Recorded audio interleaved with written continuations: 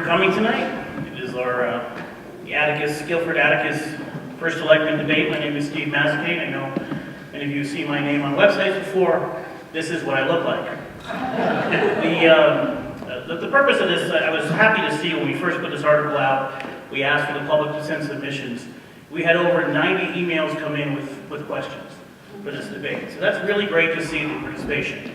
One thing I do want to say is we did get one email that said, have them go at each other. And my answer to that is the exact opposite of what we want tonight. The purpose of this is to have a conversation. I want everyone in this room and everyone watching on TV to be able to go home and know the differences between these candidates, to know what their platforms are, and to know how that will impact you the next 4 years. So the purpose tonight is really a conversation. So I ask that you please remain quiet while they're answering. Hold your applause to the end. There is one time that you'll be able to applaud, and that's right now when we introduce our candidates. We have Ken McKenzie and Matt Hoey.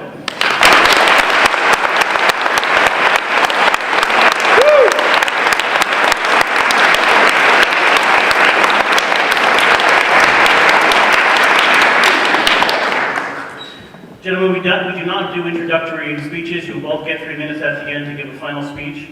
But we do start with a fairly simple question. And what we're going to do is give each of you 2 minutes to respond. The normal format will be 2 minutes, and a 2-minute rebuttal. We will continue on topics as long as the substance remains there. But the first question is very simple. 4 years from now, one of you will be completing a 4-year term as First Selectman. So starting with you, Mr. McKenzie. When I sit down to write that article, what will I say your greatest accomplishments are over those next 4 years?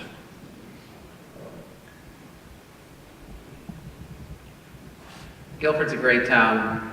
We all share a common goal here, and that is to make Guilford a better place for all of us and for future generations to come. My goal, and the reason I'm running, is on 2 issues primarily. One is transparency, and one is affordability. And so in 4 years, I hope we can stem the exodus of the elderly people. I hope that we see a lot more young people with families moving into town and stem the school enrollment declines we've been experiencing for years. In transparency, I hope that we get away from a small group of people that control the decision-making process in this town to create one that is more readily open for all of the people to participate in, one wherein the issues that arise in town are heard by the people, where the people come forward and express their opinions, and the decision-making process is largely based on the input of those people, not on a small group of individuals. Thank you. Okay. Mr. Hoey? 4 years from now, I hope you write an article that says Guilford is a better place than it is today. How do we get there? We get there by continuing to do the things that we've been doing for many, many years. Guilford is in a wonderful place. Guilford is a community. Guilford will remain a community long after either Mr. McKenzie or Mr. Hoy, myself, will be finished with that term in 4 years. I hope that in that article, you will talk about innovations, that we have done things differently than we did in the past. We will have implemented technologies that make it easier for our community to be engaged with their government. We will look to provide relief from the tax burdens that we face on an annual basis through prudent fiscal decision-making, evaluation of expenditures on an item-by-item basis, at least on the town side. I know that a good deal of that work has already been done and started. There are ways that we can improve on processes in this town as well, as Ken has just mentioned. I think one of the hallmarks of my 4 years, or 24 years on the chair of the Board of Finance, is an openness, an inclusiveness, a willingness to listen to all those who have an opinion.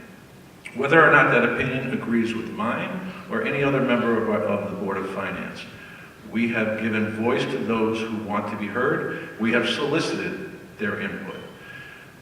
I hope that we can continue to refine processes to allow citizens to be engaged, particularly as it relates to major initiatives in this community. Public hearings, noticed with plenty of time, with all of the information they need. I think it's part of a larger package of bringing communication skills to the First Selectman's office so that we have people who are fully engaged because they have been asked and given the information to be fully engaged. Okay, so tonight one thing we'll spend a lot of time on is obviously the budget and taxes. Both of you mentioned that, both of you talked about that burden. One mentioned that there are people leaving because of it. We'll start with you, Matt. The budget process as it is now, you have lived through it for 26 years as on the Board of Finance. What's right about it, and what would you change about it going forward? What's right about it, I think in the final analysis, is that everybody here has the opportunity to have a say in that budget process. Every dollar that is spent by the town of Guilford is approved by the voters. The referendum, I think, is a critical part of the way we operate our community. It is an endorsement of the way your elected officials are thinking and prioritizing. I firmly believe, well, I don't firmly believe, yes I do. I firmly believe that we need to get more information to the citizens about the budget development process. We have open meetings, Board of Finance meetings, Board of Selectmen meetings, Board of Education meetings, and try as we might, we get maybe a half a dozen people to show up and give us some input. I would like to be naive enough to think that most folks think we're doing a pretty good job. I don't think that that's really the reason. It's sort of like having a website in your business. Having a website's one thing. Driving people to that website through creative means, creative advertising, not necessarily advertising on the town side, but to get better citizen input. Several years ago, I implemented a process where the Board of Finance has two subcommittees, one that works with the Board of Education and one that works with the Board of Selectmen in the budget development process. So we are not surprised. We know what is in those budgets. We provide input to the respective boards as to where they should be, what kind of targets they should be looking at, what we think is appropriate. So I think that's another thing that is good and I would like to continue to utilize. I'm hoping whoever replaces me as chair of the Board of Finance continues that tradition. Okay. Ken, let's go to you. What's right about the process, and what would you want to see changed about the process? There's actually quite a bit I think we could change about the process. In my first budget hearing process, I've been on the board 2 years now. In the first year, I actually voted for the budget on the first pass. It was the time that it took 3 referendums to pass. And when I voted for the budget, it was because I was new to the process and really didn't understand that we weren't going to discuss the line items more thoroughly than we already had. And so I was remiss, but I did indicate in the first vote that I thought the process needed to be changed, and I would explain why at that time. The way the budget is crafted historically, to me it's remarkably consistent. What I can tell you, and one of the things I would change, these are budget meetings going back 9 years. And if you read them, you won't be able to tell 1 year from the next. They all say the exact same thing. We have become complacent, for lack of a better word. We get the numbers, we rubber stamp them, and we push them on. Very few people ever vote no to budgets. The Board of Finance rarely, if ever, asks, can we do something differently? In the 2 years I've been on the board, I have asked those questions, and it's why I believe one reason why the budget went down 2 years ago, why a lot of you are probably here tonight.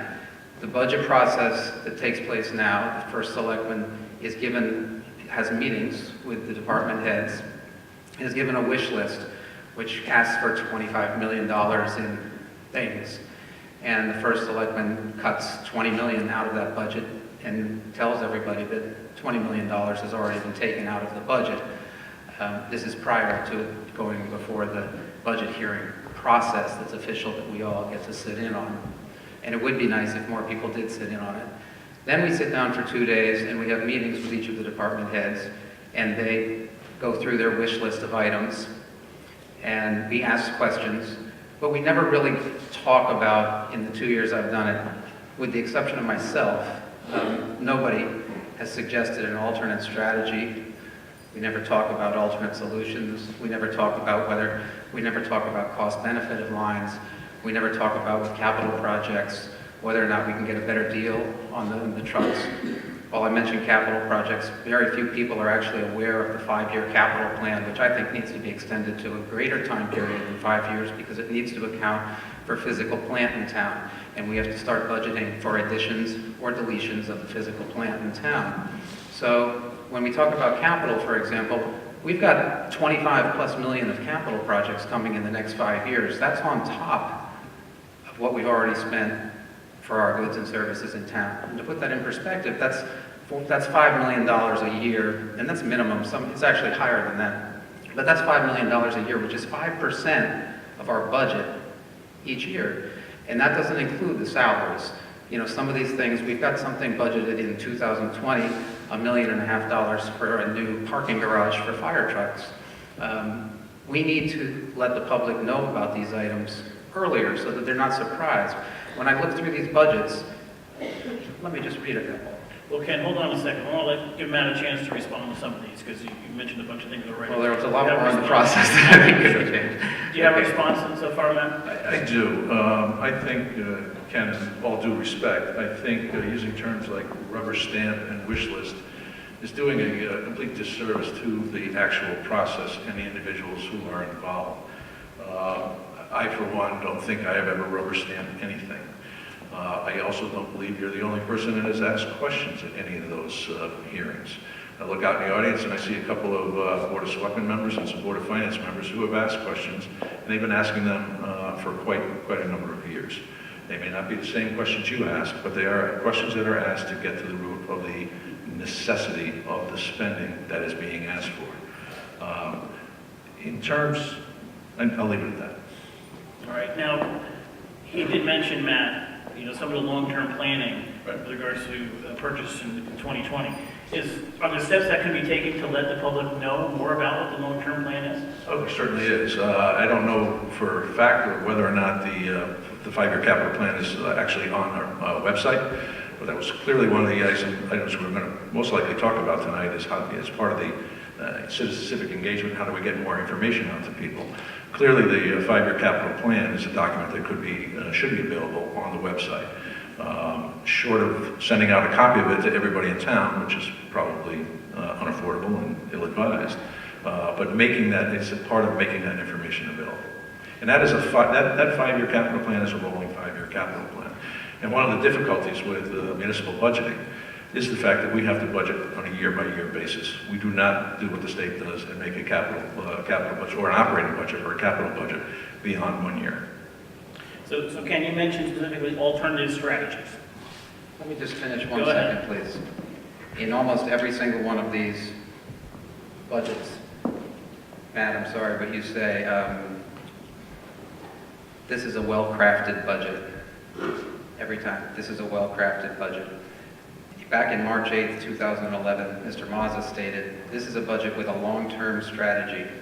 He added the percentage increase is quite alarming, but he's going to explain the facts behind the numbers. Mr. Mazza said he hoped everyone would see the strategy that will get this town to a financially accountable and sound plan with long-term effects. I would argue that if you look at this year in and year out, every single time we say the budget would have been lower if we hadn't had medical cost increases, if the state had not cut our revenues. The revenue projections that we have from the state, we address this every single year. You wouldn't know the difference if you picked up one of these and compared one from the other. It could be any year. It's the exact same thing every year. And we're on this train track that's headed down a cliff. It's not sustainable, and this is not going to work. Can I respond? I would. I think the term well-crafted budget is one that I would apply rather judiciously, and I have. Because it happens, he showed one page, and I'm sure over the years I've probably made that comment to the Board of Selectmen. because I think in large measure, they have done a good job of crafting budgets. Every year, the wish list that Mr. McKenzie talks about is not a wish list. It is a list of things that would benefit this community. The selectmen are forced to make a decision as to what is most appropriate to prioritize for that upcoming budget. So, to suggest that they are not well-crafted budgets, that work hasn't gone in, and a critical eye by both the Board of Selectmen and the Board of Finance has not been given to those, is once again, I think, a disservice to the process and the people who have participated in that process. And in fairness, Ken, the documents you have in your hand are the conclusion of that process. These are all minutes that are on the town website. The dates are usually March or April. It's the public meeting, the budget meeting of the Board of Finance, wherein the Board of Finance votes to send the budget to referendum for you all to approve. I just want to read one more. In 2013, I had it. When you asked me that question, I lost it. So here it is. 2 years subsequent to the one I just read a minute ago, Mr. Hoy said he is not, Mr. Hoy, sorry. By the way, his name is Hoy, which I didn't know until the other day. Mr. Hoy said he is not happy passing along a 3.88% tax increase. This is fiscal 13 now.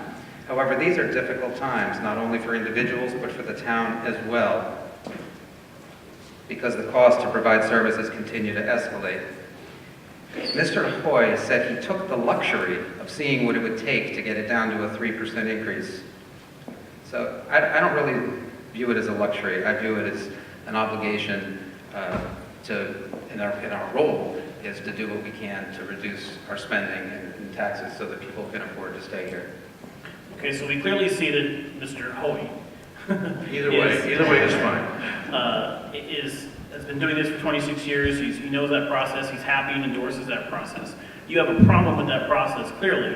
What would you do differently?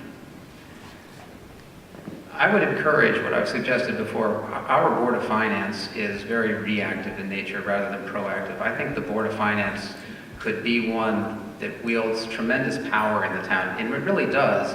The Board of Selectmen, the position that Matt and I are both running for, has no control over the Board of Education budget, for example, which I'm sure most of you are aware, and that comprises 2/3 of our budget. From a budgetary perspective, the Board of Finance can and should do significantly more than it currently does. I've asked questions such as, where is our money? Where is our cash? We've never looked at a bank statement. I ask money about funds going out, but I don't see funds coming in. We don't see balance sheet accounts. We don't see cash flow. There's a lot of information that the Board of Finance could ask for. The Board of Finance could ask, when we look at the warrants, for example, who authorized the purchase of that tractor? How many bids were received? We could ask for the bills. We could talk to the purchasing manager. We don't do any of that. It is really just this is what we got, and so we approve the bills. We look at the numbers and we say we're at 30% this year versus 27% last year. But there's no accountability within the Board of Finance. And to that end, for example, I've been asking for months about our interest income line.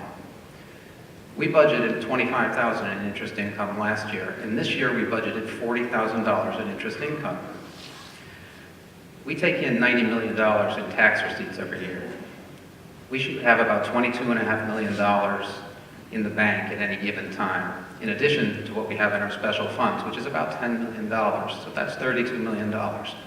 For 4 months now, I've been asking why we are budgeting for $40,000 in interest.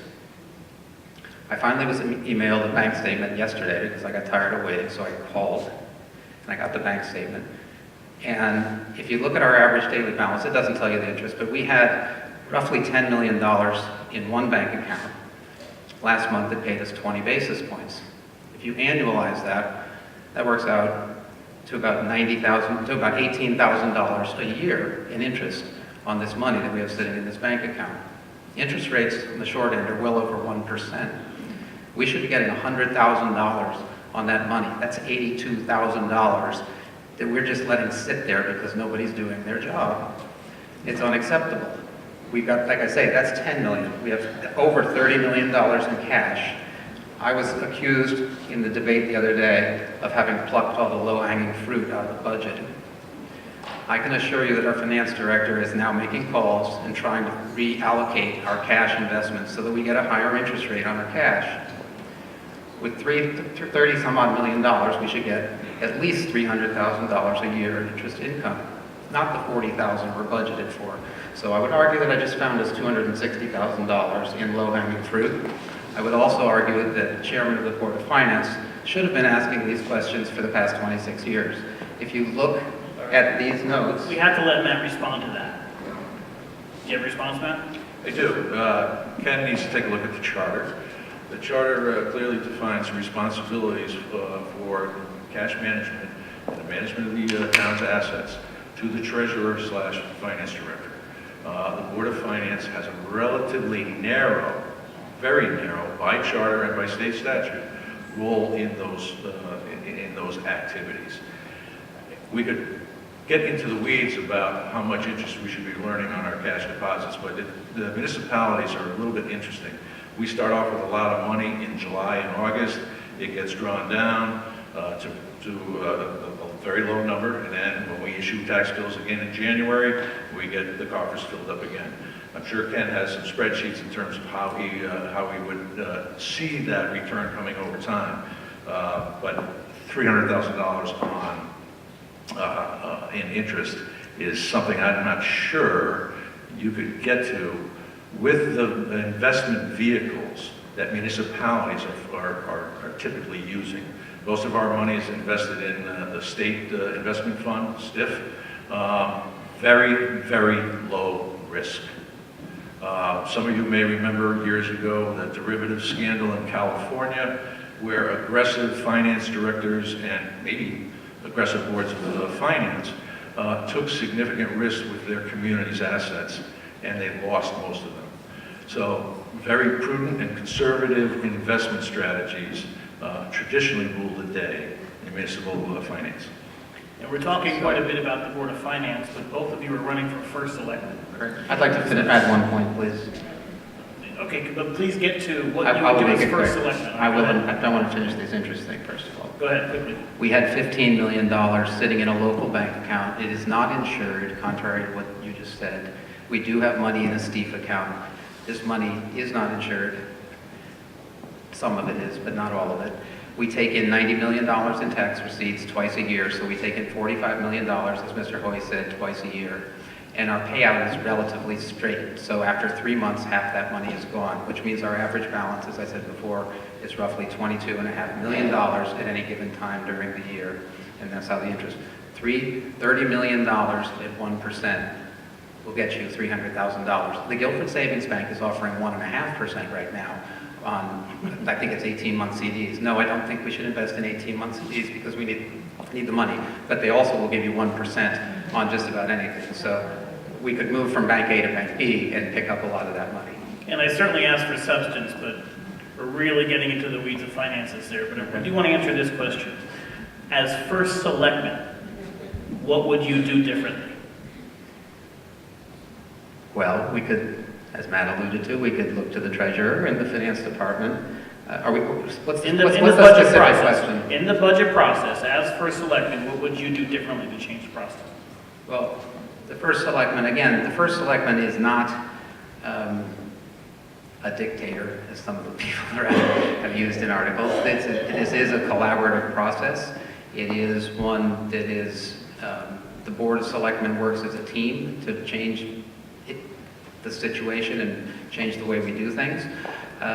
With regard to the budget process, I would include the Board of Finance at an earlier stage. I would spend the budget hearing process where we go through a line-by-line basis needs to be more, what's the right word? We need to spend more time on the various requests of the department heads.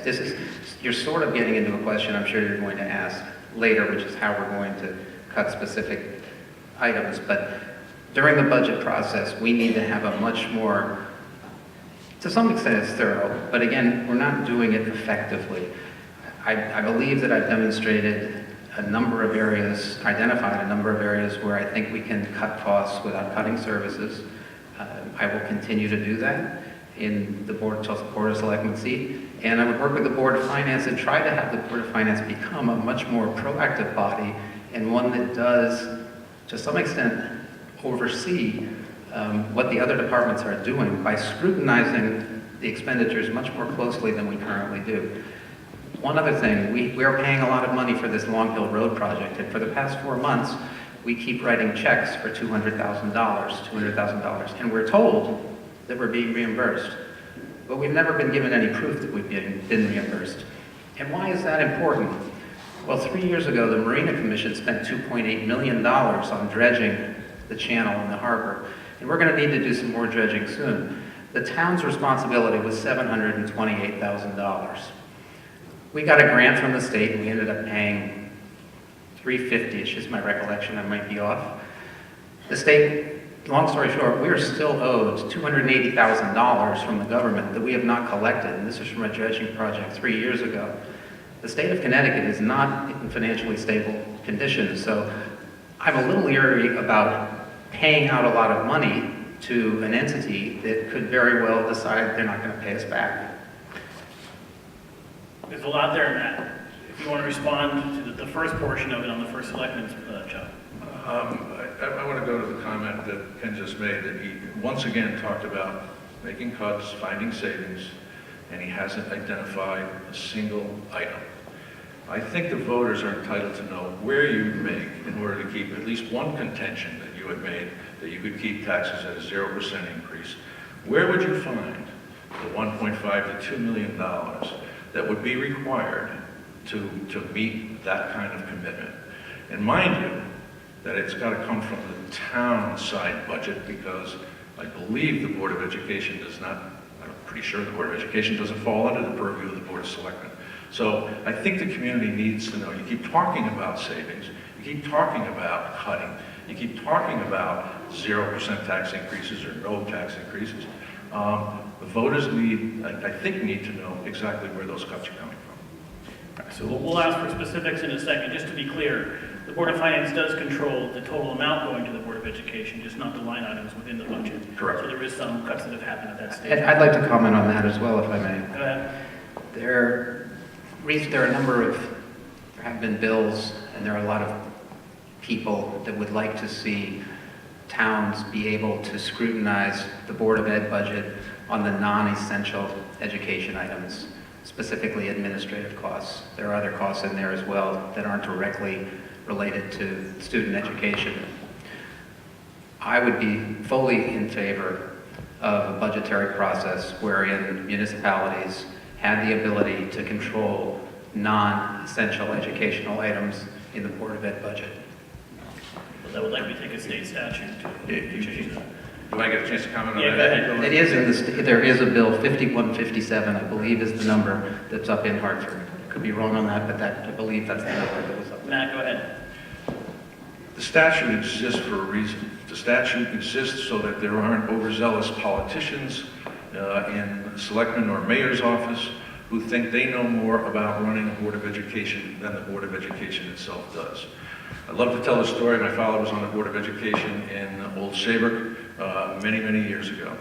And he was pretty flip about the reason that he thought it was good.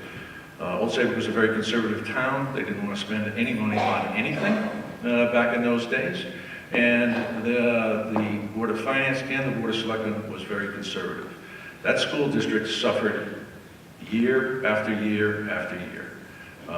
And that was one of the reasons he had gotten actively involved. Unfortunately, he was on the minority side of that, but he did have some impact. But those statutes are there to protect education from, I hate to say this, but the transient nature of elected political office, where one administration could ruin a school district if they had control of their school budget. All right, so Ken, let's go back to some of the cuts. Throughout this campaign, you've talked about unsustainability multiple times. You talked about 70% increase over the last, well, the 13-year span from 2002 to 2015. The question is, what would you consider to be sustainable? And what would you cut to get us to what you would consider to be sustainable? In terms of a tax increase? Is Yes. that what you're saying? So there are a lot of ways I think you can talk about sustainability. The one that most people quickly run to is the rate of inflation. In the past 10 years, we've had only 2 years where our tax increases have been lower than the rate of inflation. Those were the past 2 years, the 2 years I've been on the board of finance. 2 years ago, I can dig up, actually I have the number right here. Our tax increase was 1.5%, 1.52. And the rate of inflation, and I adjusted to make it a June to June so the comparison was the same, was 1.63. So we were 10 basis points under the rate of inflation. That was the year that we had 3 referendums. This year, the tax increase is roughly 2.4%. The rate of inflation right now is trending. We're only 3 months into the year, so annualizing is not great, but it's looking like close to 3% if you were to annualize it. In the other years, the preceding 8 years, and again, I get back to that comment that Mr. Mazza made back in 2011, I believe it was, where he had the alarming budget, but things were going to get better. Since that statement, we had tax increases of 4.4%, 4%, 3.25%, 3.95%, 3.13%, 3.23%. And we had inflation rates that were 1.05, 3.56, 1.66, 1.75, 2, 0.1, 1%, and 1.63. I'm happy to give you this after if you'd like it. So that's the first place people generally go when they talk about sustainable taxation, if you will. We do have a senior tax freeze program, which is great. Roughly 10% of our households are on that senior tax freeze program, and that certainly helps the elderly. But there's still a lot of elderly people that we need to do a better job of protecting. They're being forced out of town. I see it all the time when I'm out knocking on doors. We have a very elderly population. Our average voter is 55 years old. We have to do more to protect the elderly. So I'll let Matt come in. That's my first comment, though, would be the rate of inflation. So before Matt comes in, when we got the emails from the public on this, the consistent question was one that Matt had asked as well. What are the cuts you would see? If you're elected after November 7th, what are the cuts you would make in town to bring that tax rate down? First, let me make one statement. I've never said 0 tax increase. Okay, I challenge anybody to find where I said 0% tax increase. That's not been said. With regard to the cuts, I think it's interesting that up until, let's go back 2 years ago in the budget process, I said that a 3% spending increase was not sustainable, which is what we've had for 26 years. And Lou Federici said, I want to correct that statement that was just made. It's not 3%, it's actually 3.5%, and it's not 26 years, it's actually 40 years, as far back as the record goes. He went on to say that he believed it was sustainable and in fact would be comfortable with a 4% spending increase to keep things rolling along. In that year, I identified, and you can go back and look at the budget hearing tape, I identified $175,000 in contingency, which had never been used. I believe that these were low-hanging fruit items, and they were being used to build up the rainy day fund. In essence, some would argue being overtaxing the voters. We decided to capitalize the lights. We capitalize our expense. Capitalize is when you go to bonding, expensing is when you pay cash for it. We had $250,000 in the budget for the school lights. We decided to capitalize that using an outstanding authorized bond issue that we already had. Retirees is a big one. The Board of Ed had budgeted for 4 retirees. We have roughly 330 teachers. I've asked numerous times what the average life of a teacher is from a work perspective. I'm assuming the answer is 30. Nobody's contradicted me yet. So if you take 330 and divide it by 30, you should expect 11 retirements every year. Granted, there's going to be some fluctuations. So 3 seemed very low. We save money when people retire. So if we budget for 3 and we get 12, which is, I think it was what the number that actually occurred that year, then we save roughly, well, it depends on the grade of the teacher, but somewhere between $30,000 and $40,000 per teacher that we save. So we picked up 8 retirements because we had under budgeted or I'm not saying there was any monkey business, but we under budgeted retirees. We did the same thing with the police. Net, all of a sudden we had $500,000 that we didn't have before. Other cuts I mentioned that year, I talked about, so where I'm going with this is, going forward, Matt, at the debate 2 days ago, for the first time, said that we would look at staffing levels in the departments. I've never said that. I'm not ruling it out, but I've never said it. Matt, for the first time, who has thus far said to me that my wanting to cut spending would result in cuts to goods and services. I'm not looking to cut goods and services. I'm looking for efficiencies. I'm looking for ways to save money. I think we can cut spending. If you had to take $1,000 out of your budget, personally, you'd find a way to do it. We haven't done that exercise as well as I think we can. I think we need more accountability and more control over all of our departments. Getting potential cuts. I've got some more if you'd like them. I have to give Matt a chance here. We've gone on for quite a while. Matt, you want to respond? I'm not sure where to go first, but let me, I just realized why Ken has used the window of 2002 to 2015 to talk about his 70% increase, which is that's far above the rate of inflation. It's because the last 2 years' numbers did not help in that evaluation because they were below the cost of the inflation rate. But I want to go back to a point. Municipal government and education government react to cost pressures unlike the traditional basket of goods in the inflation rate. And I'm going to talk for a minute about that 70% number. The bulk of that is inflation. Compounded rate of inflation over 15 years is probably, what, somewhere in the high 30s to maybe low 40%.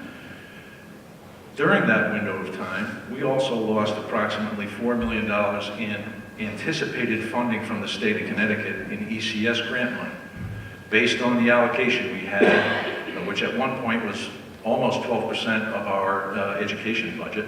It is now at 3.5%. So we have, our assistance from the state has eroded, not necessarily in real dollars, but in percentage of what we spend on our education budget.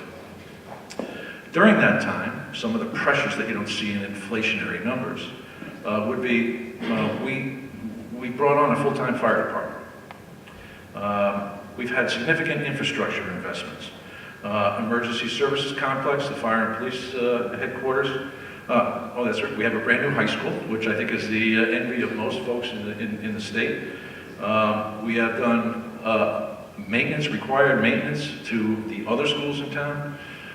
We significantly increased the size and the effectiveness of our library with a major addition. We've also had some road level improvements. Shoreline roads were elevated recently because of the sea level rise. And during that time, our school district has somehow wound up becoming the 6th best school district in the state of Connecticut. And that's not by accident, that's because the Board of Education has been given the tools, the staff has been given the tools to turn that district into one of the best districts in the state of Connecticut. Oh, yep, and we also introduced all-day kindergarten. We introduced an in-house autism program. And we have embedded professional development to make sure that our teachers are the most well-equipped to take care of our children.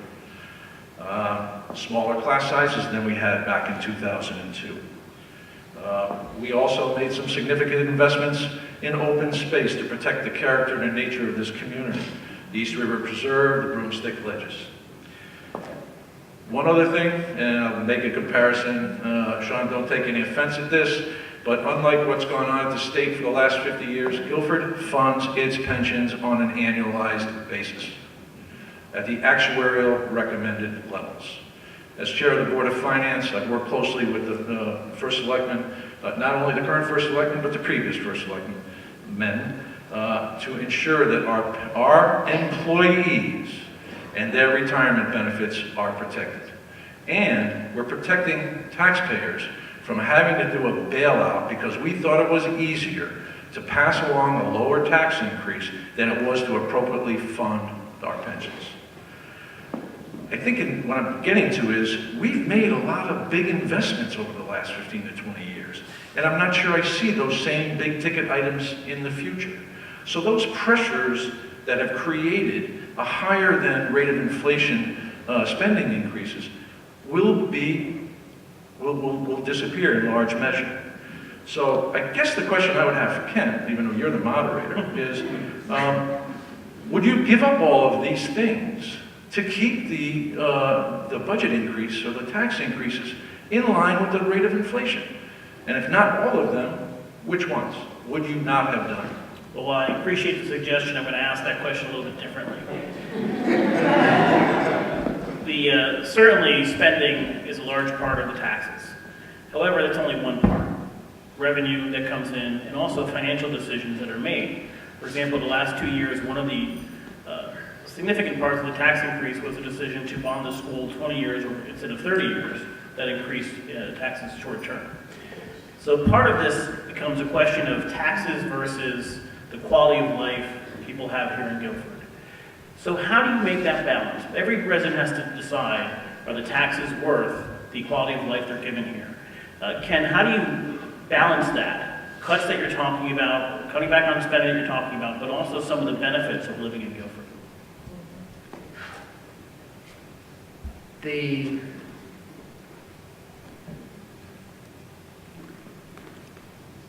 tax cuts, it's been said by a number of people that tax cuts are easy. I would argue that tax cuts are not at all easy. In fact, it's really hard. If you've ever had to let someone go or say no to your kid when they want something, saying no to spending, there's nothing easy about it. I would argue that spending money is quite easy. We as a country are quite good at that. If you look at our consumer debt that's out there, we are good at spending money. We have to do a better job of identifying luxuries versus needs. And that's not going to be easy, and it's very subjective, I recognize that, and it's not the sole decision of the First Selectman or of the Board of Selectmen. It's up to the people. We have a process wherein the school board does a terrific job of getting out the vote. So first of all, I am a huge supporter of the schools. For anybody to suggest otherwise just couldn't be farther from the truth. I've got 2 young boys in the school system. I've loved every teacher they've had. We're good friends with the principal. In fact, we're going to go have lunch. We won some raffle or something. We're going to have lunch with Mr. Fragola in the next couple days. We are big fans of the school system. I'm not suggesting we do anything that hurts the quality of our education. And again, recognize that the Board of Selectmen has no control over the education budget. I told the Teachers Association 2 weeks ago, Matt and I met with the teachers, and they endorsed him. Shouldn't be shocked by that. I told the teachers, I said, if I'm elected First Selectman, I will do whatever I can on the town side of the budget to bring down spending so that the Board of Education, so that your jobs are basically safe. And I told them because I thought their job was the most important job in the world, which it is. And so I'm not looking to cut goods and programs. Can you repeat the specific question that you'd like me to answer? It's about the balance, the quality of life versus, you've talked throughout your campaign about cuts, cutting spending, and the tax rate.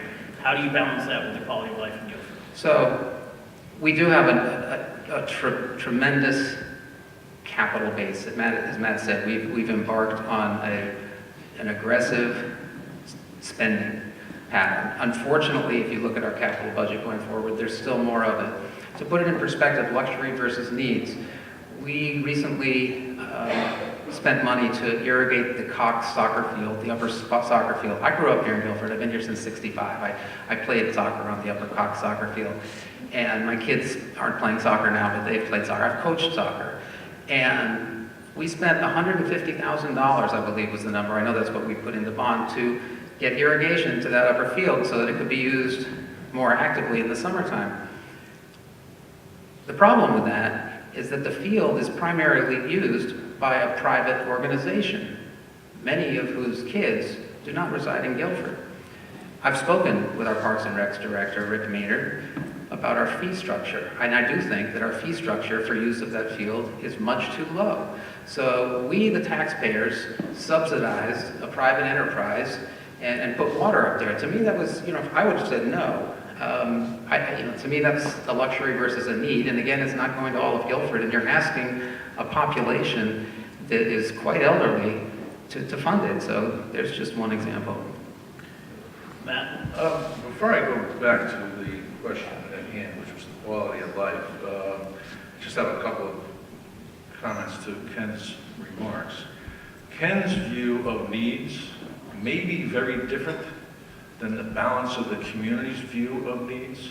And I would suggest, and I'm at some risk here, that sustainability is kind of a term of art. What does sustainability really mean? Ken just mentioned that this community has approved budgets with averages higher than he would like, higher than I would like, higher than all of you would like.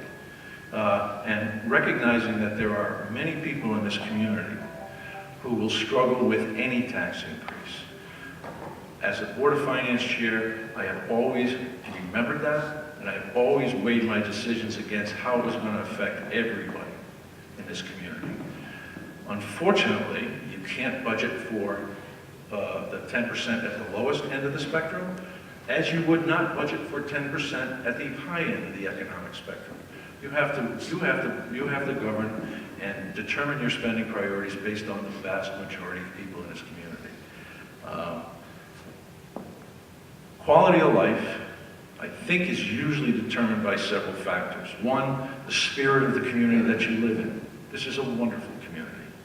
The services that you get from your school district and you get from your town departments have a lot to do with how you view the quality of your life. And it appears as if this community has been willing to pay a premium for a quality of life that has been associated with the services that we have come to expect and demand of our town government and our public schools. I'd like to make a comment. 38% of Connecticut households live below what's called the survival budget. The survival budget is $70,788 for a family of four. It's $22,656 for an individual. 24% of Guilford households live below the survival budget. We do have a big dichotomy between the wealthy and the not so wealthy. We are seeing an influx of people from Fairfield County and New York City who find Guilford to be quite attractive. Guilford's a lovely town. We all agree on that. We're all trying to preserve it and protect it and make it affordable for everybody for a long time. We're going to see people moving here who are more affluent than many of the people here. You can sell your house in Fairfield County or New York City and move here, put a lot of money in the bank, and pay a lot less in taxes and have a great service. But at the same time, as we provide increasingly more goods and services to these people, we have to be mindful that there are a lot of people that have been here for a long time who can't keep up with the spending increases that are going on. So it is a balance between the haves and the have-nots. And we have to work harder than I believe we are, because I'm telling you, I hear it, and people, and it's not just the poor people that can't afford it. The wealthy, the homes along the water, they're disgusted with their tax bills, many of them. Yes, we have some uber wealthy people that don't care, but there are plenty of people across the economic spectrum that are feeling the pinch of increased spending. And is that, Ken, a product of the state we live in, or is it the town? When you say people are leaving because of the taxes, are they leaving just Guilford and going to Branford or Madison, or are they leaving Guilford and leaving the state? There's no question it's statewide, but we can't live we don't live in a microcosm here. We are heavily reliant on the state. Moody's just came out with an analysis on the 18th of October, which is a week ago, talking about what dire straits Connecticut is not prepared for another recession. And they don't see one as being imminent, but they aren't ruling it out. And they basically said Connecticut hasn't bounced back. Where I'm going with this is we are an affluent community, But if you look, the bond rating agencies did a horrible job in the subprime crisis. And right now, they've downgraded a number of Connecticut towns. They haven't downgraded ours, but we are dependent on all of our neighboring towns. And we need to do a better job of working with all of our neighboring towns. We haven't talked about that at all yet, but maybe we will. We need to do a better job. So we are dependent. We have a lot of people that have jobs mostly in New Haven. We have a lot of people that have jobs in Guilford. So we go as the state goes, to answer your question. In Guilford, between 2008 and 2014, home values went down by 13.4%. In 2015 and 16, Connecticut was the only state in the country that did not see an increase in home values. So what we have here is we have declining home values, our median income has gone down, and our spending has not gone down, it's gone up at rates higher than the rate of inflation. And so you can blame it on Connecticut, and there are things we can talk about. Mr. Scanlon's here in the back. We can talk about how we can get more people to stay. But we have an elderly population. Personally, I think the state needs to do a better job of keeping the elderly here. And there are a number of ways I think we can do that. But that's the easy one, is to get people to stop leaving. We need to keep young people to stay here. To do that, you need jobs for them. Young people, that's a conundrum, because young people want to live in metropolises now. They don't want to live here. So there are a lot of companies that actually have trouble hiring talented young people, but that's a topic for another day. Matt, you have a response? I would. I'd like to talk about the question, the original question, but can you repeat it? Because it was a little while ago. Well, the follow-up question was, are we blaming too much on the local tax rate when it's really the state impacts that have a bigger impact on people? I don't think I agree, there's probably some impact state level, but if you talk to, I've talked to my realtor friends, some of which are in this room, and they tell me Guilford is now the hot area to move to in the shoreline or greater New Haven area. It's no longer Madison or Branford, it is Guilford, and they are telling people the reason that exists is because of a sense and spirit of community here, a school district that is exemplary. So those are the reasons. So I will disagree with Ken to some degree. We are sort of a microcosm. And I'll particularly point out where we're a microcosm because he started talking about bond ratings. Moody's, earlier, was it last week, I think, Moody's issued warnings and potential downgrades on nearly a third of the communities in the state of Connecticut. It's no surprise that Guilford wasn't among those listed. Guilford enjoys a AAA bond rating. Our pensions are funded at 85 to 90%. We have a rainy day fund that I think equates to about 10% of our operating budget, just short of thereof. And the rating agencies that Ken just talked about, who are professional town and municipal financial management evaluators, have rated Guilford AAA for Standard & Poor's, Fitch also AAA. And some of the comments on their reports are, we rate the town higher than the nation, strong management with good financial policies, and practices under our financial management assessment methodology, strong budgetary performance. Guilford's strong financial resilience is supported by its conservative budget practices, strong reserve levels, and superior level of budget flexibility. Fitch expects the town to manage through periods of economic decline while maintaining a sound technical financial cushion in compliance with policy levels.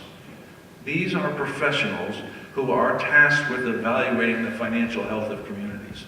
I'm not sure there is much disagreement over what I just read and how this community is viewed. So I guess I'm going to ask Ken another question. Would you concede that based on this, the town has been well run, at least from a financial standpoint? Ken, go ahead. Well, thank you. Do I get to ask the next question?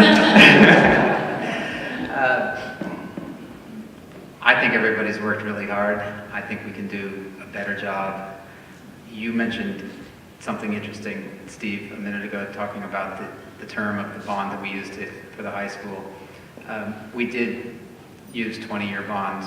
The life of the school is 40 years. I would guess, I would hope. It's certainly at least 30. So we're suffering right now from our debt burden, as Matt pointed out. I think it's 7.7 million, I can look it up, 7.9 million in debt service this year. That's not all the high school, that's our total debt service.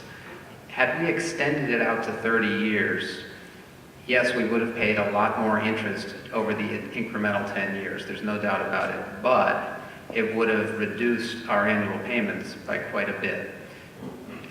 I'm not a big fan of debt to begin with. Debt gets people in trouble, but municipalities have to issue debt, I understand that.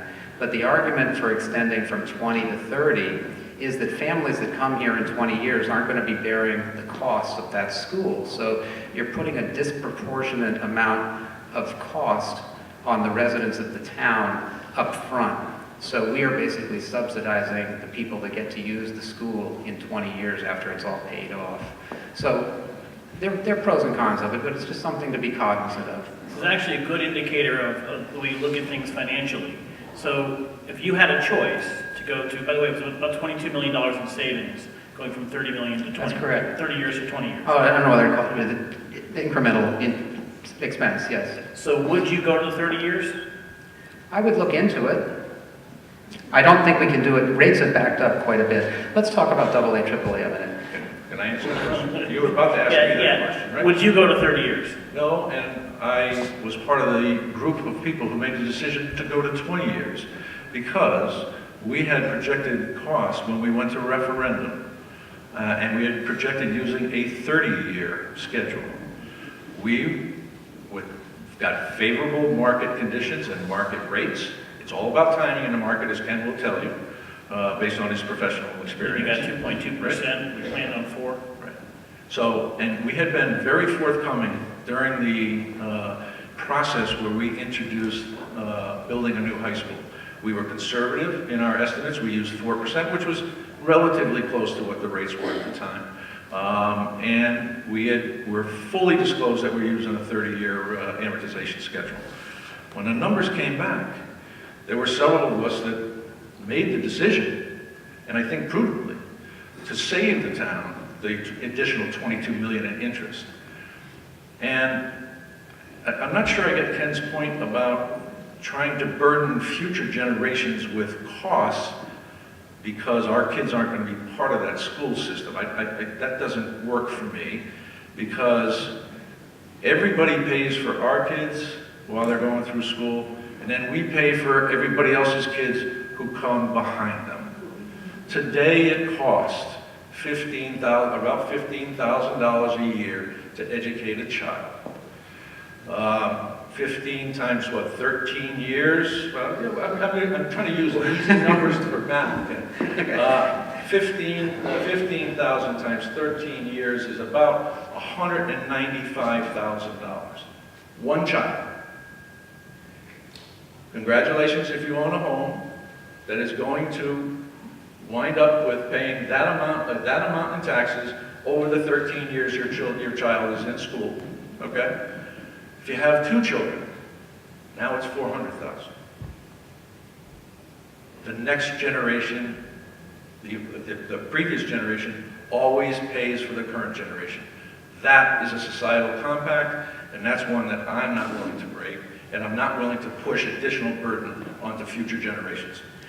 All right, we need to move on. So let's move on to the concept of transparency in government and getting more people involved. Over the last couple of years, we've had major issues in town when it comes to propane or a shoreline greenway trail, and we have seen signs all over town on those issues. Matt, we'll start with you. What would you do to increase public input or even knowledge of these projects ahead of time? And we'll use the word transparency, I don't know if it's the best word, but increase transparency in government. I'm not sure that this current form of government as constituted is not willing to be transparent. A good deal of the problems we have with transparency, I think, goes back to a point made earlier in this discussion. We don't have a vehicle to get information out to people early enough, soon enough, to gather input. We're just not, there are ways for us to do that better. One of the things that I've talked about is, this is 2017. There's probably several people in this room who have an email account, probably everybody, and there's probably some who have 2 or 3, personal work and maybe another one. We don't have a database with your email addresses to get information out to you. Sounds a little simple and rudimentary, and what's that going to do? Well, it could be a monthly newsletter coming out of the Selectmen's office. It could be a weekly update on important events that are going on in town. Because unfortunately, our good friends, you know, this is the business you're in. Printed media is not the way people communicate anymore and get information anymore. So doing things to provide more information earlier in the process and more detail will go a long way to eliminating the perception that the governmental decision-making process is not transparent. Ken? I just have to comment about the printed media is not the way people communicate anymore, because you're sending out a lot of flyers.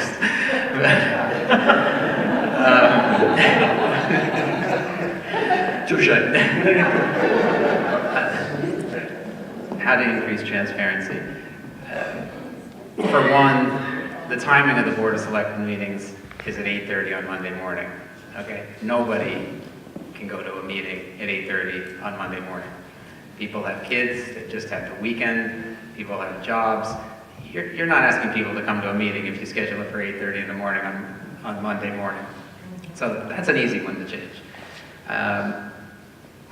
We have the north end of Guilford. There's probably nobody. Well, I do know of a couple people from North Guilford, Northern Guilford. I don't like saying North Guilford. It's not a separate town. We should hold meetings in North Guilford. They need to be heard. They need to have the opportunity to come forward. This doesn't happen overnight. When I ran for office 4 years ago, I had some meet and greet sessions at the firehouse up in North Guilford, and they were sparsely attended. And maybe that's just because people didn't like me, or maybe it's because people didn't know about them. But I think if we create a process, word will get out, and we need to do a better job of getting the word out.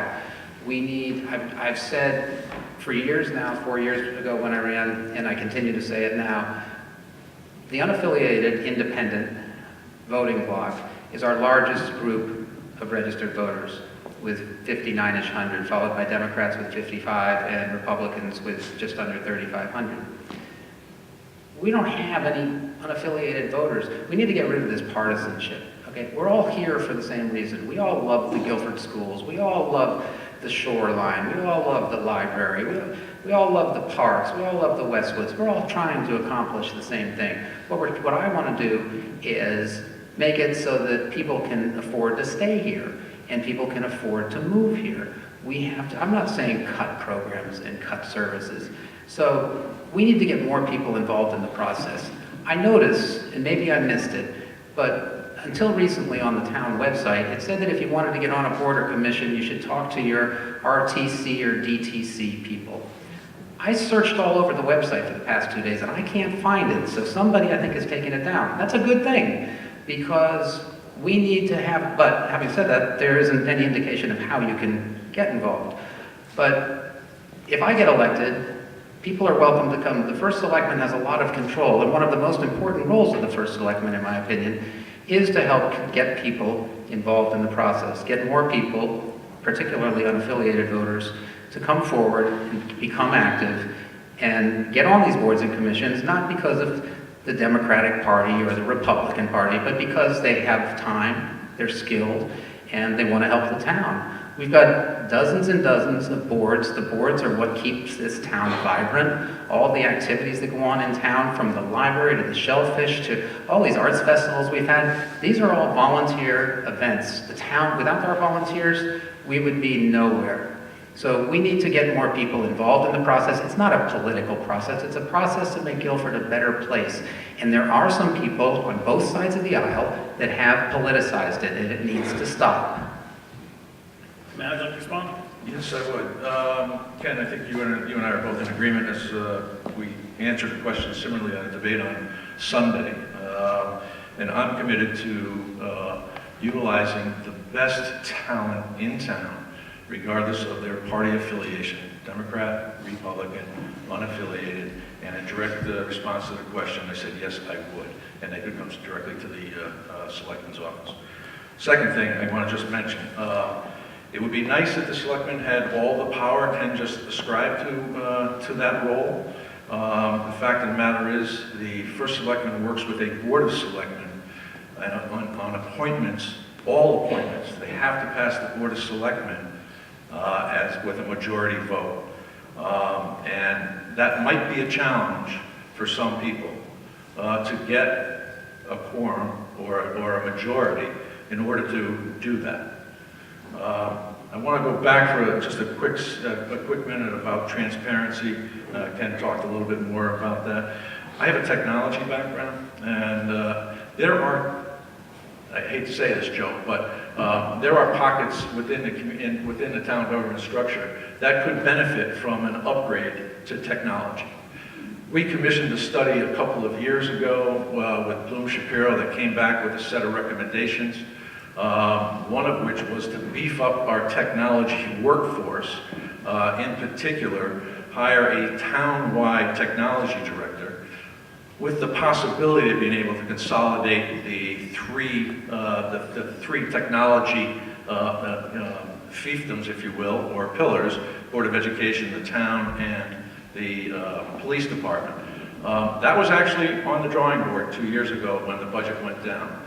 It was cut out. Board of Selectmen and the Board of Education cut that technology director position out. So that was sacrificed to the budget cuts. So if we can use technology to our advantage. There have been some folks who complain about the navigability of the website. Well, most of those of us in technology know it's the back-end systems that you're accessing that determine how easy it is to get information out of those systems. One other aspect that I forgot to mention about increasing citizen engagement and transparency is having the capability to stream town meetings. Video stream them. Have a video server somewhere at Town Hall where we have a recording, and you don't have to wait, or you don't have to go to a meeting at 8:30 in the morning, or if we move the selectmen's meeting to the evening at 7:30. And it's funny, I had a conversation recently about that very thing, and someone said, how is 7:30 going to be much easier when when a good number of the people who are interested have young children that they're running around, they're feeding, they're running around to all kinds of activities and trying to get ready for bed. So I think making that, not everybody actually wants to go to a meeting anyway. I'm presuming that people want to come to a Board of Finance meeting, unless they have insomnia maybe. So with the capability for the town to offer video streaming services of its town meetings and hearings and any other event, people could do it at their leisure. Ken, I'll give you a minute for a final response if you'd like it. I don't recollect the question, but I want to point a couple of things out. Matt, I'm sorry, but with all due respect, you talk about your technology background and wanting to bring changes to town. You've been in a very senior, arguably one, if not the first, most important position, certainly the second from a control over the budget. And it strikes me as odd that you are offering this professional background of yours after 24 years. You've had 24 years to suggest these changes. You made a reference to a report that came out of the Efficiency Task Force back in 2010. That's not what I'm referring to. Which suggested that we look into combining the IT, the finance, and the communications department within the town in an effort to try to save money and perhaps provide a better product. That report has largely been pushed aside, and there are a number of other, this gets back to the volunteerism thing, there are a number of other studies, some we've paid for, some we haven't paid for, but there have been a number of really good recommendations over the years that have just not been acted upon. And so we should reconvene the Efficiency Task Force and look into doing that. We had an energy task force, which was recently disbanded, that had a number of recommendations. I believe one of the recommendations was that we should purchase, this will save more money, by the way, we should purchase the street lights and put LED lights in. And it was suggested that we could save, that they would have a 2 to 2.5 year payoff, and we could save, one person told me we could save, and I've got to do more work on this, but the number was $75,000 per year were we to purchase the streetlights. There are some nuances involved. It's not a slam dunk, but it's something that we need to look into. So,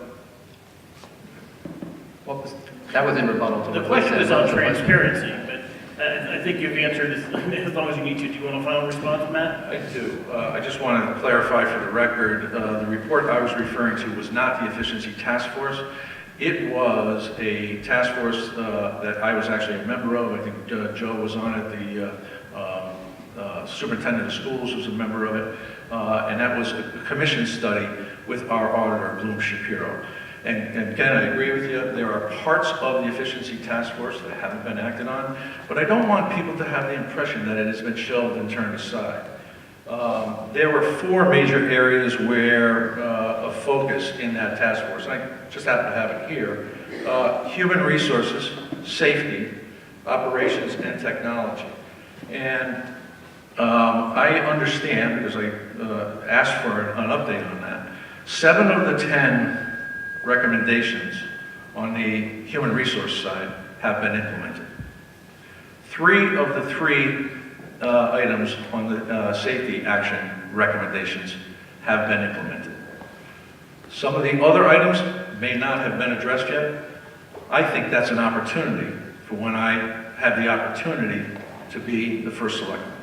So go back to that document. I agree with Ken. Let's go back there, look at what is possible, what's viable, and move some of those items forward. Okay. I'm going to go on to one final question tonight. This election process has been somewhat contentious, especially in some of the political parties.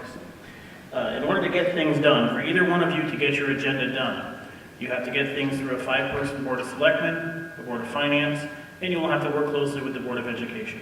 Ken, let's start with you. What in your background will show that you have the ability to build consensus and get people of different political parties, or even your own political party, to work with your agenda? I think I've clearly demonstrated my ability to mobilize people, to work with people, to lead people. I've done this throughout my life.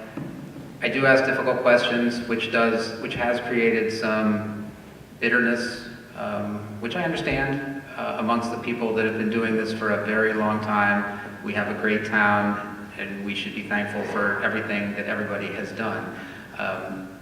Old habits die hard. I believe, need to start looking at things from a different perspective, and that's what I bring. With regard to teamwork, I was involved in as Steve alluded to earlier, 6 years ago, and it's the reason why I ran for office 6 years ago, and it's the reason why I'm running again now. It has to do with transparency. It has to do with the way the town, in my opinion, has not done an adequate job of representing and protecting you, the people, in the decision-making process, and protecting you and including you in the decision because you're the ones that are going to be most impacted by it.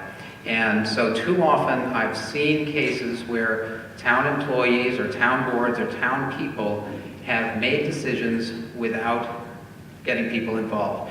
So I led the charge, as most of you probably know, for propane. I spent over 2,000 hours learning about, I could probably build a propane tank, learning about propane and spend a lot of time and money. And I was then called to help the west side of town when the issue went over there. So I helped mobilize that group of people. I gave them some ideas which I think were helpful, and ultimately they prevailed on the west side. The same thing has happened with the Greenway Trail. People now, I've been active, I'm sorry, Matt, but I haven't seen you be active in any of these issues over the years. There's been propane, there's been Greenway. We've had the Stonehouse Restaurant, which, again, if you look at our harbor management report, it says that we're supposed to protect open access to the waterways. The Stonehouse Restaurant, that company has done a great job of bringing people into town and creating new jobs, but that location was not zoned for that use, and we lost, in my opinion, a valuable asset for the people. I respect everybody's right to do with their property as they want, but if you want to change the rules, then you should go through the procedures and get the zoning codes changed. But that was to me an unfortunate event. So I'm now getting lots of calls on the Nut Plains pathway. I was frankly very disappointed that a town official would get up and be dismissive of somebody's letter that they had written. A lady wrote a letter to the town.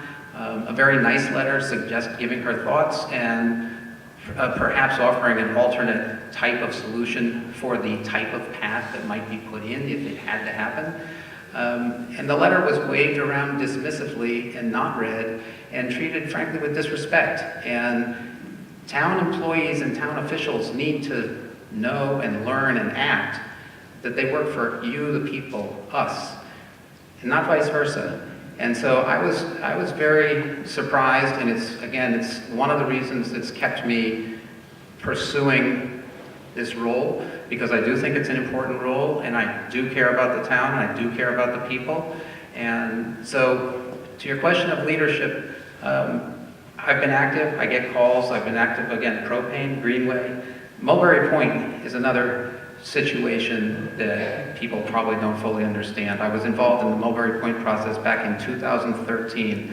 I spent 2 years working on Mulberry Point before some people were even aware of the issue. I was never against water in Mulberry Point. I was against the process by which it was going on. In all of these cases, it's the process that I think could be done a lot better to protect the people, and again, it speaks to transparency.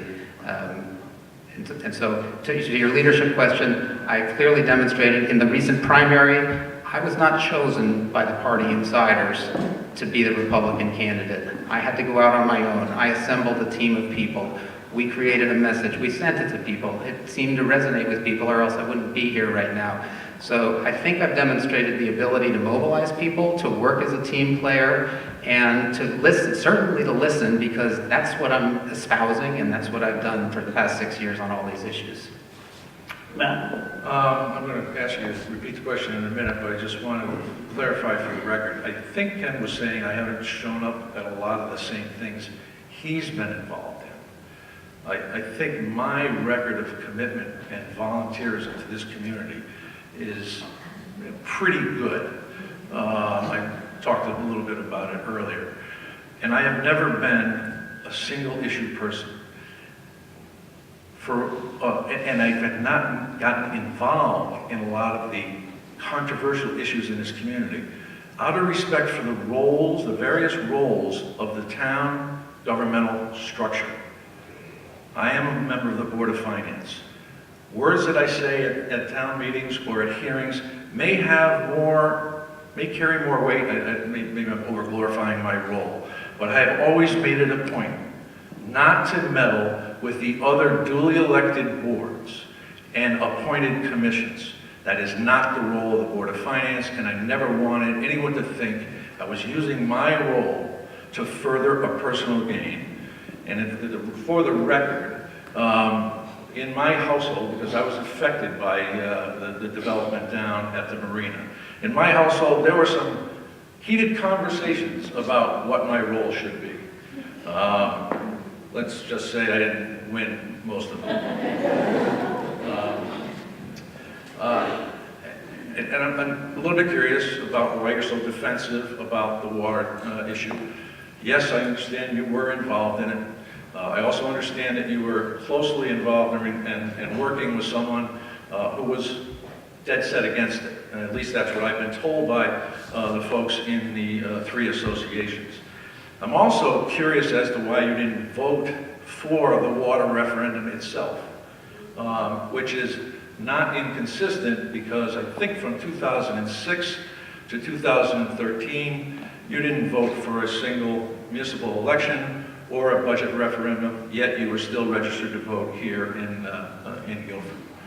So the original question. Okay, we're going to give him a chance. You get a chance to respond to that. Okay. Those are pretty heavy allegations. However, Matt, the original question is, why are you qualified to bring consensus to people of different parties to get your agenda through? I think my experience, my record, my track record speaks for itself. I've been in a leadership position for 24 years. 19 of those 24 years, we brought budgets to the public that were approved on the first referendum. I've worked closely with the Board of Selectmen, the Board of Education, and I think I've earned their respect and their trust. When I open my mouth, I mean what I say, and if I say I'm going to do something, I do it. I have built consensus within my own board. I think the last 7 or 8 years, budgets have come out of, at least the last 8 years, the budgets have come out of the Board of Finance with no worse than a 6-1 vote. That's building consensus. Leadership, and I don't want to bore everybody to tears, but I think there are some people in this room and some town officials who know that I got very engaged. I was very enraged to get engaged in that process because the Board of Finance was thrust into a policy-making role in an area that we don't have normal responsibility for. Because it was an eminent domain petition that we're being asked to process or to work through, it came to the Board of Finance first. It did not go to the Board of Selectmen. Therefore, it was up to the Board of Finance to make a decision on what to do with that. Ken's right. He had done a lot of research, and he's right. There was information that we still needed. That was part and parcel of the reason that I think that night, it was this room actually, I had both sides angry at me. I did. I said some things about how I thought it was unconscionable that one neighborhood would hold another neighborhood hostage to getting potable water. And I didn't approve the eminent domain issue, which meant that the Mulberry Point and Tullus Point and Long Cove had to go back to the drawing board with the Board of Selectmen and the town departments, which I had directed them to do, as well as get all of the other 4 easements they needed. We were dealing with one particular easement, and that's what we were going to use eminent domain to acquire. There were 4 others that had not yet been signed.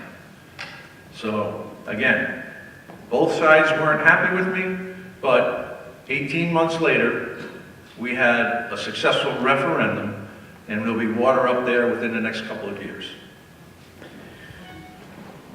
Mr. McKenzie, you have 2 minutes to finish with the final comment tonight. Just a quick question, just a quick clarification on the water line. We all voted 7-0 against the use of eminent domain. We all voted in favor of sending the proposal to referendum. There was a referendum to vote on the bonding issue for the water line. Matt is incorrect in saying I voted against it. I did not vote. I was out of the country, and if anybody would like to see the passport, I'd be happy to show it to you. For the record, I didn't say he didn't vote for it. I said he didn't vote. Okay. Just a couple of things in general that I want to get in for the other. We allocate resources to money, which is sort of what we're doing with Nut Plains, what we're doing with the Greenway Trail. Instead of allocating resources to a plan, we need more plans in town. We have a transportation plan, we have a sidewalk plan. I believe in connectivity, I believe in putting communities together. I'm not yet convinced that putting in a 2.4-mile sidewalk up Nut Plains Road would be my first place I'd lay down 2.4 miles of sidewalk. Doesn't mean I'm against it, doesn't mean I'm for it. I'm just saying, I think there are a lot of other places in town where I might want to put a sidewalk first, but we should have a plan. Everybody wanted to hear more cuts. I suggested the First Selectman salary be cut to our regional town average.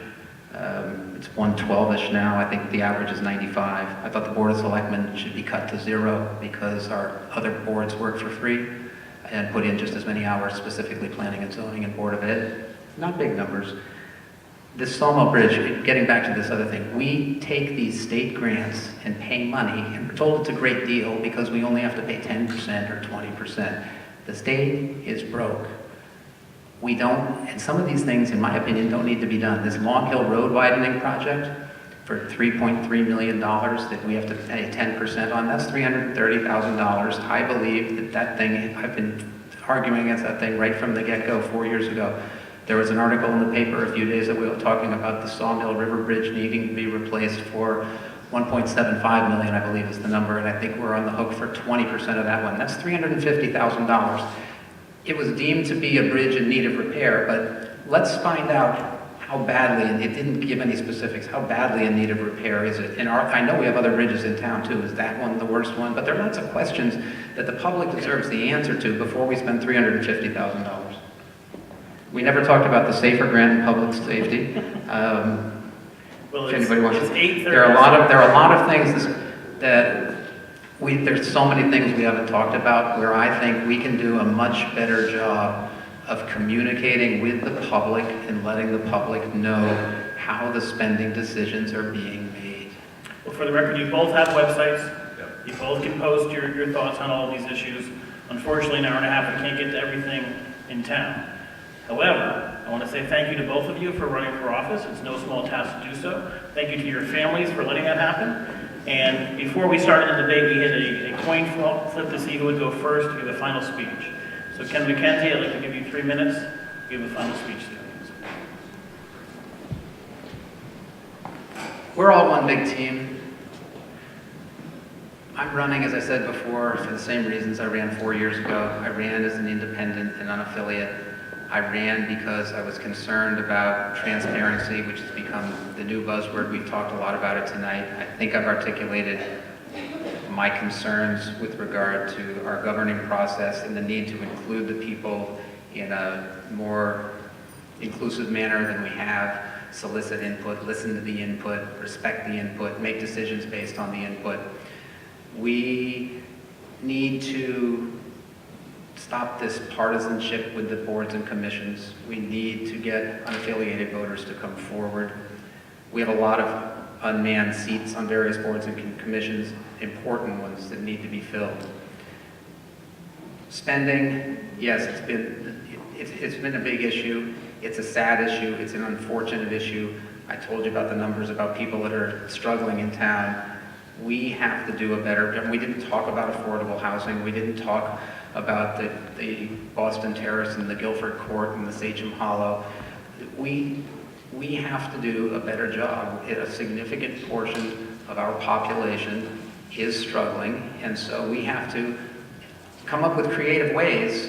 If people want luxuries, for example, maybe we have to figure out a way to have the people that want the luxuries, and I'm not going into public safety, don't misinterpret this, but if there is something that's truly an additive, extra hobby, for lack of a better word, maybe we have to figure out a way to have the people that want it most pay more than the people that can't afford to pay for it. We have to just start looking at different ways to get things done. That sounds like a pay for play is the word they use in the schools. We don't need to go into schools. The Board of Selectmen has no control over that.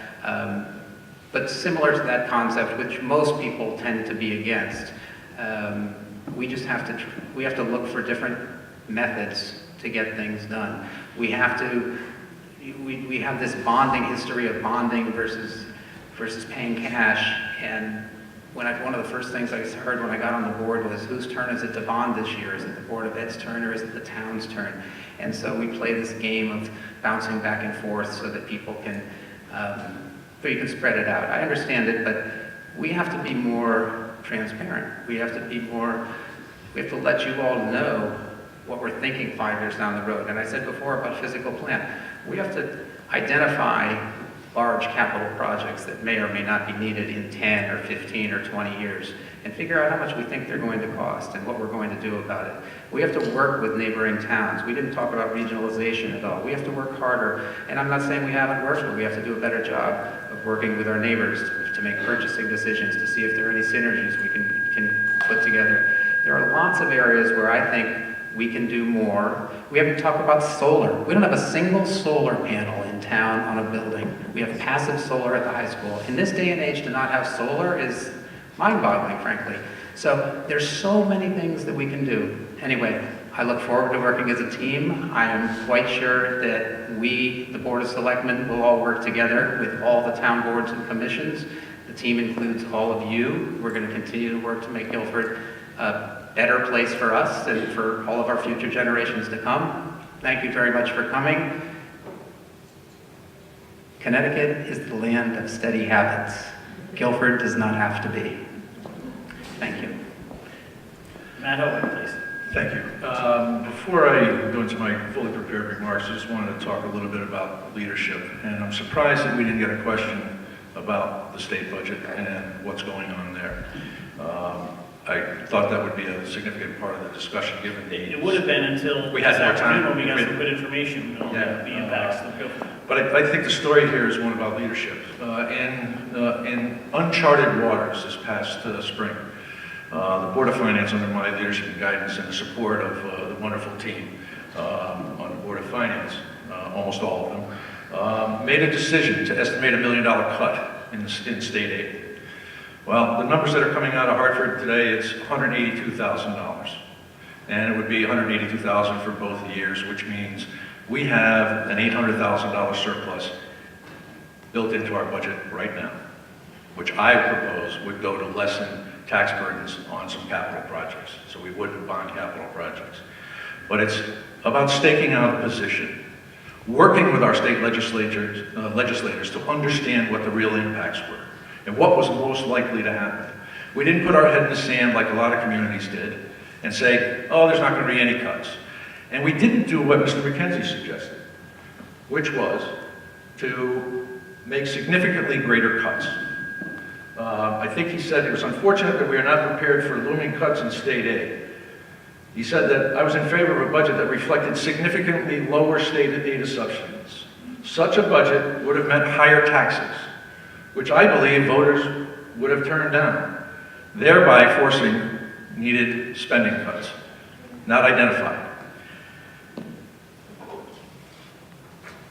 I think the consensus of the Board of Finance proved Mr. McKenzie's actions would have been wholly inappropriate. We would have cut spending, potentially staff, increased class sizes, had we taken that path, only to find out 3 months later that, oops, we were wrong. Guilford is a special place because for generations, the older have provided for and protected the younger. The younger have done the same for the older. Everyone has protected the character of this town by protecting our history, our culture, and our open spaces. This is what makes a community that honors the past and cherishes the future. Guilford works best when it works together. By together, I mean everyone, elected officials, volunteers on boards and commissions, nonprofit organizations, religious organizations, mentors, youth sports coaches, and so many more. We all share a fervent desire to make this the best community it can be. I am proud to have served this community for many years as a volunteer with nonprofit organizations, as a youth sports coach for a dozen years, and as an elected official for 26 years. In my role as chairman of the Board of Finance for 24 of those 26 years, I have always conducted the business of the board in an inclusive, transparent, and open-minded manner. There are no outsiders. All opinions are important, and all voices are heard. I have been blessed to work with talented and dedicated individuals on the Board of Finance, as well as those on the Boards of Selectmen and the Board of Education. Together, we have protected and nourished what is best for our community. I know we may have differences on how to proceed and what the community expects. I promise to treat any idea, no matter where it comes from, with respect, and if it is appropriate for the community as a whole, I will work to implement it. I am proud to call Guilford home. I am asking for your support. Now I'm asking for your vote. Because I would like to keep the promise that was made over 350 years ago and is found in the Guilford Covenant. It says, the covenant was formed and they were to sit down and join themselves together in one entire plantation and to be helpful each to the other in any common work according to every man's ability and as needs shall require. That meant they took care of their community. They provided for what the community needed and wanted where they could. I am also asking for your vote because I feel that I am the most prepared to fulfill the role of First Selectman. I have constantly demonstrated commitment, leadership, a bipartisan approach, and openness to new ideas, and a strong working knowledge of the many facets of town government. I will put my many management skills developed in the private sector to good use. It has often been said that you can't run a town like a business, but you can use best business practices in the day-to-day management of the town. Thank you for participating tonight, for coming out and listening to us, and please vote for Matt Hoy or Matt Hoey on November 7th. Thank you. May I say one thing?